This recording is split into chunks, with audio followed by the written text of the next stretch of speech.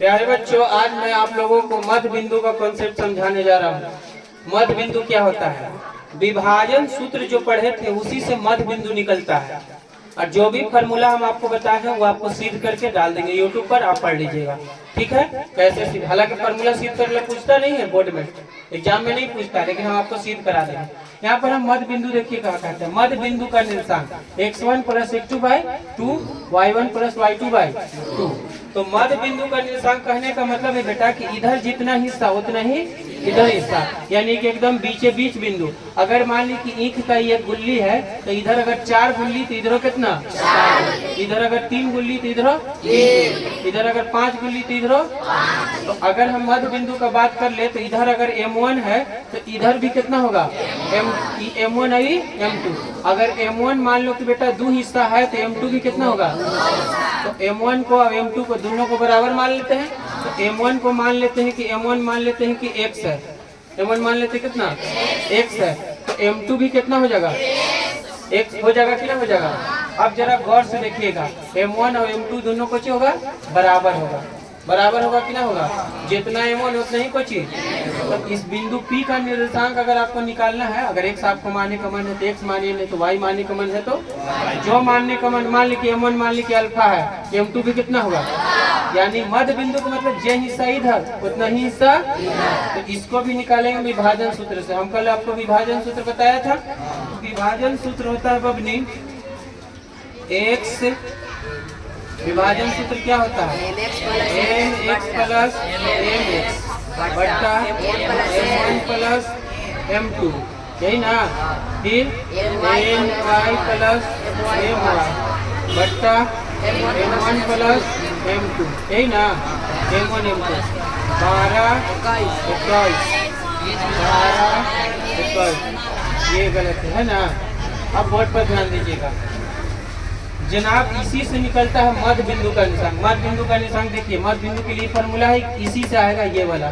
जरा आप बोर्ड पर ध्यान दीजिए तो यहाँ पर कोची है M1 है, यहाँ कोची है M1 का मान कितना है तो अल्फा रख लो। Into Kochi x2 plus M2 का मान कितना है अल्फा है। और x1 कितना है x1 के x1 रहे तो बट्टा में M1 + M2। तो M1 भी अल्फा और M2 भी कितना।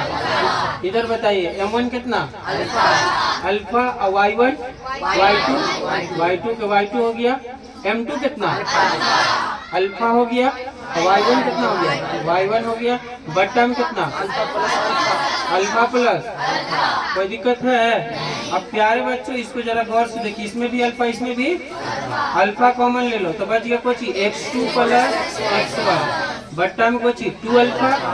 फिर यहाँ पर देखो अल्फा y2 + y1 बट्टा में कोची 2 अल्फा। अल्फा से अल्फा खत्म, अल्फा से अल्फा खत्म। जरा इसको सीधा करके लिखेंगे तो x1 + x2 ना होगा, x1 + x2 बट्टा में कितना 2 और y1 + y2 बट्टा में कितना 2। लगता है कि वही वाला आ गया। तो मध्य बिंदु का निर्देशांक कोई नया निर्देशांक नहीं है, वही वाला बतवा है। और इस तो और आसान हो गया यार, इसमें M1 M2 गायब, इसमें M1 M2 कुछ ही। तो बताइए मध्य बिंदु जब भी आएगा तो M1 M2 लगा की जरूरत है, एकदम इजी हो गया। अब बताइए वही उसी फार्मूला का एक थोड़ा सा सुधरा हुआ रूप है, छोटा रूप हो गया। तो वन बिंदु के लिए मध्य बिंदु के लिए निकाला जाए इसको। चलिए बात समझ में आपको आ गया होगा। चलो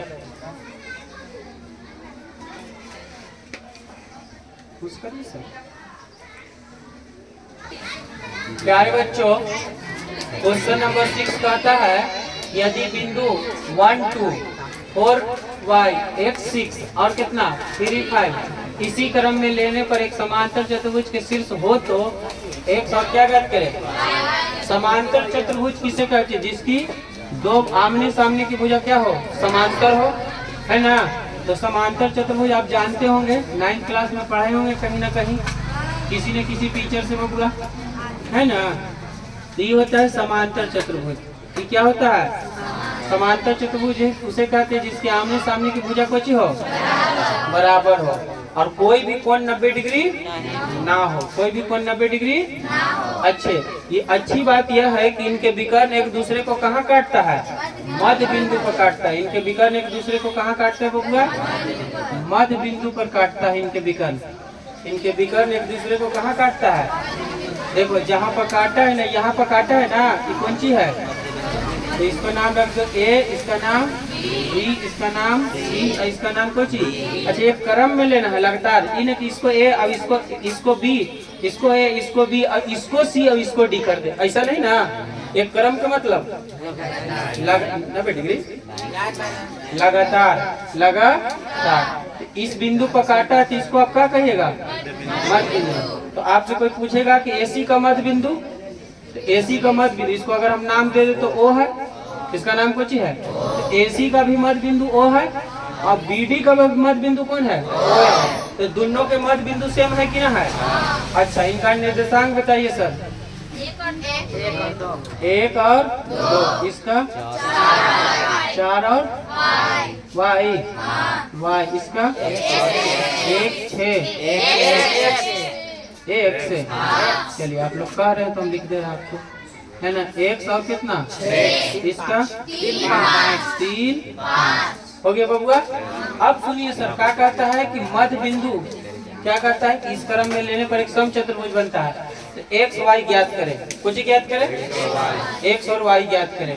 जरा बोर्ड पर ध्यान दीजिएगा, यहाँ पर देखिएगा ध्यान से। लिखेंगे कि चूंकि समांतर चतुर्भुज के विकर्ण एक दूसरे को कजी बेटा मध्य बिंदु पर क्या करती है? काटती है या प्रतिच्छेदी करती है। मध्य बिंदु पर काटती है या क्या करती है? देखिए बिंदुओं पर प्रतिच्छेदी कर रहा है कि ना, तो दोनों के लिए मध्य बिंदु वही है कि ना? यस या नो? जैसे हमने आग पर त्रिभुज बनाया, त्रिभुज ऐसे करके बनाया, और ई रेखा दोनों के लिए है कि ना? जो हमने एडी खींचा, एडी दोनों के लिए कॉमन है कि ना? तो इसको कहते हैं कि कॉमन हो गया। तो बिंदु और दोनों के लिए कॉमन है कि ना? तो कॉमन से बराबर हो सकता है। तो कहने का मतलब है, तो इसलिए एसी का कोची बेटा मध्य बिंदु बराबर होगा किसका? एसी का मध्य बिंदु बराबर किसका होगा? चाहे एसी का मध्य बिंदु कौन है? ओ है। अब बीडी का मध्य बिंदु कौन है? तो लिखिएगा यहाँ पर कि बीडी का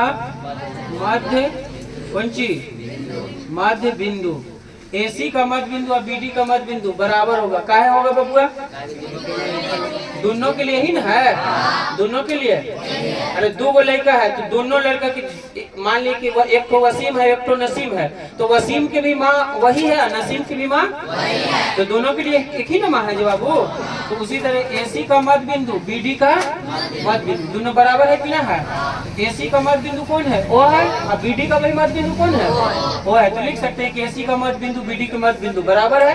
अब मध्य बिंदु के सूत्र हम अभी दिए थे, मध्य बिंदु का सूत्र जो चीज दिया उसी का सूत्र उसके मध्य बिंदु का सूत्र दिया था x1 प्लस x2 बट्टा में कितना 2 कॉमा y1 प्लस, एक मिनट बबुआ, एक मिनट, x1 प्लस x2 बट्टा में कितना y1 प्लस बट्टा में कितना, इधर हो गया इसके लिए, इधर बोलिए x1 प्लस x2 बट्टा में कितना y1 प्लस y2 बट्टा में कितना, दोनों के लिए हो गया। किसके लिए हो गया? ये बीडी के लिए, अभी एसी के लिए। बबुआ एसी के लिए आप चुनिए x1 x2, तो x वाला को इसको 1 इसको, अरे भाई कुछ ना करना, x वाला में x वाला जोड़ो और y वाला में, चलो जोड़ो। तो एसी के लिए 1 प्लस x वाला x में, y वाला 1 प्लस x बट्टा कितना, फिर y में y वाला जोड़ो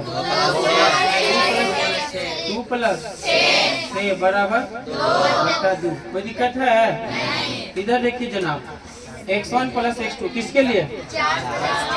x वाला में x वाला 4 प्लस 3 बट्टा, इधर y प्लस y प्लस 5 बट्टा 2। क्लियर है?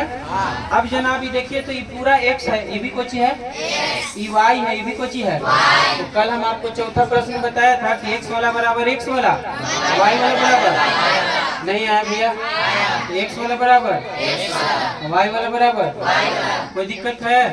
x वाला बराबर x वाला करिए, देखिए जब करके, कब करके? जब इधर भी करिए, इधर जब करिए, जब करिए जनाब x प्लस 1, 1 प्लस x बट्टा में कितना, इधर x वाला 4 3 7 बट्टा 2, इधर करिए y वाला बराबर y वाला 2 6 8 बट्टा, ये कितना y प्लस 5 बट्टा में कितना, कितना गलत बात है, हमारा पीटी खेल रहा है दोनों, देख रहा है कितना आ गया, 1 प्लस x बराबर कितना, x के उधर किया तो x का मान 8 के y प्लस, बोलो y बराबर ऊपर आएगा तो ऊपर आएगा 3 आएगा बालकर, बोलो कितना दिक्कत है, आ गया आंसर।